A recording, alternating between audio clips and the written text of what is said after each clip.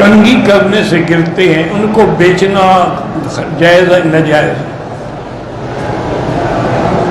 یہ اصل میں آج کل دنیا میں جگہ بنتی ہے نا، اس لیے وہ بال بھی خریدے جاتے ہیں اور بال بھی بیچے جاتے ہیں، حالانکہ یہ ناجائز، بلکہ ان بالوں کو دفن کر دینا چاہیے، کیونکہ انہی بالوں کی وجہ سے عورتوں پہ جادو ہو جاتے ہیں، سحر ہو جاتے ہیں۔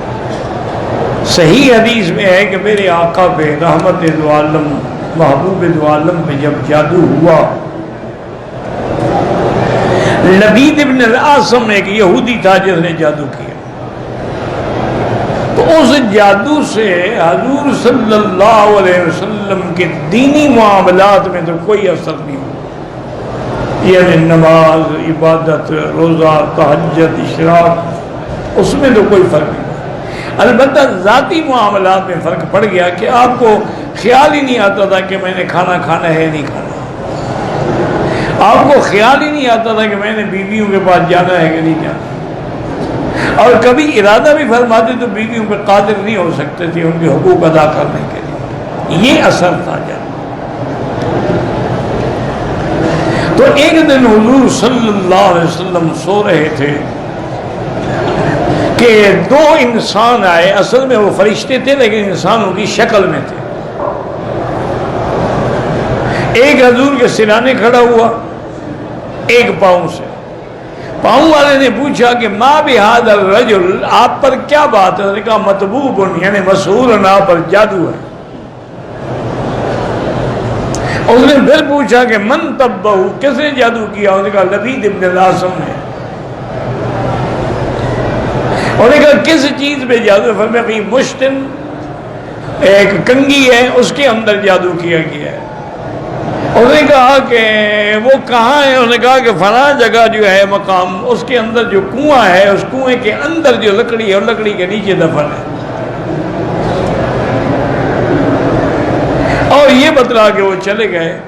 حضور صلی اللہ علیہ وسلم نے حضرت علی کو، صحابہ کو ساتھ لیا، اس مقام پہ تشریف لائے۔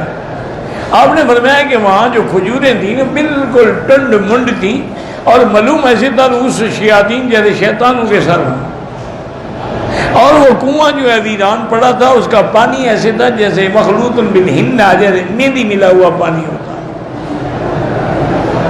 حضور پاک نے حضرت علی کو حکم دیا، حضرت علی اترے، انہوں نے جا کے اس لکڑی کے نیچے ہاتھ مارا، ڈھونڈتے ڈھونڈتے آپ کو ایک کنگھی ملی۔ اس کنگھی میں میرے آقا کے بال تھے۔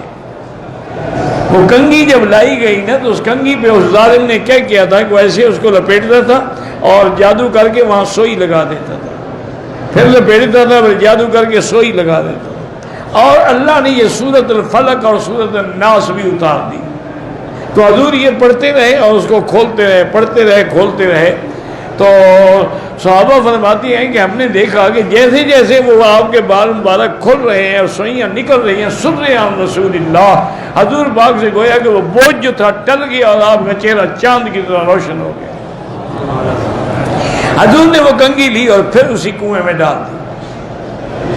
واپس جب آئے تو بی بی عائشہ کو بتایا تو بی بی عائشہ نے کہا حضور لے آتے، ہم بھی تو دیکھتے کہ ظالموں نے کیسے ظلم کیا۔ فرمایا کیا بات کو شہرت دینے کی کیا ضرورت ہے؟ اللہ نے جب مجھے شفا دے دی تو اس کے بعد پھر کسی کو زیادہ اگر میں ظاہر کرتا، ہو سکتا ہے مدینے میں لڑائی ہو جاتی، ان کو قتل کر دیا جاتا جنہوں نے جادو کیا۔ میں یہ نہیں چاہتا کہ مدینے پاک میں فساد۔ تو جادو ہوتا ہے اور زیادہ تر انہی بالوں میں ہوتا ہے۔